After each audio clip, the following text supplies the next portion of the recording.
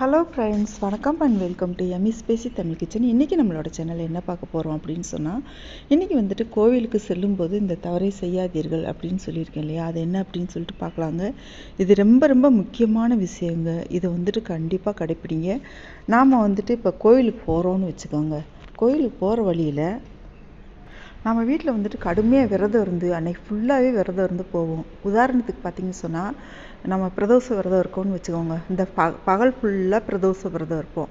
இருந்துட்டு சாயங்காலம் சரி கோயிலுக்கு போயிட்டு நம்ம வந்துட்டு இறைவனை தரிசனம் பண்ணிட்டு வந்து வீட்டில் வந்துட்டு நம்ம விரதத்தை விடலாம் அப்படின்னு நினச்சிட்டு நம்ம போவோம். ஆனால் போகிற வழியில் பாருங்கள், போயிட்டு நம்ம கோயிலுக்கு போகும்போதும் சரி, திரும்பி வரும்போதும் சரி, ஒரு சில இடங்கள் நீங்கள் அதை பார்த்துருப்பீங்கன்னு நினைக்கிறேன். நிறைய இடங்களில் பாருங்கள், தண்ணீர்லாம் வச்சுட்டு அதை கொடுப்பாங்க. தண்ணீர் வந்துட்டு குடம் குடமாக வச்சுட்டு வர்றவங்க போகிறவங்க, கோயிலேருந்து வெளியில் வர்றவங்க போகிறவங்களுக்கெல்லாம் வந்துட்டு மோந்து மோந்து கொடுப்பாங்க. அப்போ வந்துட்டு நம்ம அவ்வளோ கடுமையான விரதம் இருக்கிறோங்க.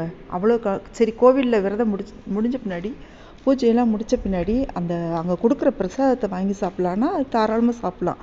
கோவிலுக்கு கொடுக்கக்கூடிய பிரசாதத்துக்கு எந்த ஒரு இதுவுமே கிடையாது. அதனால் பாருங்கள், கோவிலில் நம்ம பூஜை முடிஞ்சிருது இல்லையா, பிரதோஷ பூஜை முடிஞ்சிருது இல்லையா, அந்த பூஜை முடித்த பின்னாடியே அங்கே கோவில்லையே பிரசாதம் தருவாங்க. அது தாராளமாக வாங்கி சாப்பிட்லாங்க. ஆனால் நீங்கள் கோவிலை விட்டு வெளியில் வரும்போது வழியில் ஃபுல்லாக பாருங்கள் தண்ணி வச்சுக்கிட்டு இருப்பாங்க.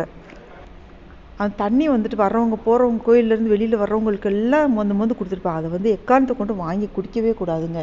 நீங்கள் அன்றைக்கி ஃபுல்லாக இந்த விரதத்தோட பலன் வந்துட்டு உங்களுக்கு முழுசாக கிடைக்காது. அது வாங்கி குடிச்சிங்க அப்படின்னு சொன்னால், நீங்கள் வந்துட்டு அந்த தண்ணீர் கொடுக்குறாங்க இல்லையா, அந்த பாதி புண்ணியம் வந்து அவங்களுக்கு போயிடும். அதனால் பாருங்கள், முடிஞ்ச வரைக்கும் நீங்கள் கோயிலுக்கு போனீங்க அப்படின்னு சொன்னால் வர்ற வழியில் கொடுக்குற எதையும் வாங்கி சாப்பிடாதீங்க. கோயிலுக்குள்ளே கொடுக்குறது தாராளமாக சாப்பிடலாம்.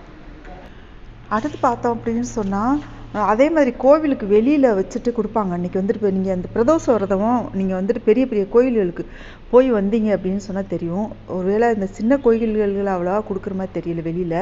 ஆனால் பெரிய கோவில்களில் அது மாதிரி வெளியில் வச்சு கொடுக்குறாங்கங்க. கொடுக்கும்போது அந்த போகிறவங்க வர்றவங்களுக்கெல்லாம் அந்த பிரசாதம் கொடுக்குறாங்க. அடுத்து பார்த்தீங்கன்னா தண்ணீர் கொடுக்குறாங்க. முக்கியமாக வந்துட்டு தண்ணீர் கொடுக்குறாங்க. நீங்கள் கோவிலுக்குள்ளே வந்து யார் கொடுத்தாலும் சரி, அது வந்து நம்மளுக்கு வந்துட்டு எந்த ஒரு சாஸ்திரமும் கிடையாது. கோயிலுக்குள்ளே கொடுக்கக்கூடிய பிரசாதத்தை வந்து இறைவனோட பிரசாதமாகவே நம்ம வந்து வாங்கி சாப்பிட்டுட்டு நம்ம அன்றைக்கி வந்து விரதத்தை முடிச்சுக்கலாம். ஆனால் கோயிலுக்கு வெளியில் கொடுக்கக்கூடிய எந்த ஒரு பொருளையுமே நீங்கள் விரதம் இருந்து போனீங்க அப்படின்னு சொன்னால் கட்டாயம் வாங்கி சாப்பிடாதீங்க. அந்த தண்ணீரும் வாங்கி குடிக்காதீங்க. கொஞ்சம் தம் கட்டி வீட்டுக்கு வந்துடுங்க. அப்படி இல்லை அப்படின்னு சொன்னால் நீங்கள் ஒரு வாட்டர் பாட்டிலில் தண்ணி கொண்டுட்டு போங்க. அந்த நேரத்தில் பாருங்கள், பயங்கரமாக தண்ணி தவிக்கும். அப்பாடா, நம்மளுக்கு இந்த தண்ணி கிடச்சிச்சே அப்படின்னு சொல்லிட்டு மனசுக்கு அவ்வளோ சந்தோஷமாக இருக்கும். ஆனால் வந்துட்டு எக்காரணத்தை கொண்டும் இதை செய்யாதீங்க. செஞ்சீங்க அப்படின்னு சொன்னால் உங்களுக்கு கஷ்டப்பட்டு விரதம் இருந்தால் அந்த முழு பலனும் உங்களுக்கு கிடைக்கிறதுக்கு வாய்ப்பில்லை. பாதி பலன்கள் தான் கிடைக்கும்னு சொல்லி பெரியவங்க சொல்லுவாங்க. அதனால் வர்ற வழியில் போகிற வழியிலலாம் யார் எதுவும் கொடுத்தாங்கன்னா வாங்கி சாப்பிடாதீங்க. கோவில்களில் கொடுக்கக்கூடிய பிரசாதங்களையும் தண்ணீர் அங்கே இருந்துச்சு அப்படின்னு சொன்னால் அதை மட்டும் நீங்கள் வந்து சாப்பிட்டு விரதத்தை முடிச்சுக்கோங்க. இந்த பதிவு பிடிச்சிருந்துச்சுன்னா நம்ம சேனலை லைக் பண்ணி சப்ஸ்கிரைப் பண்ணிக்கோங்க. உங்கள் மேலான கருத்துக்களை கமெண்ட்டில் தெரியப்படுத்துங்க. Thank you so much.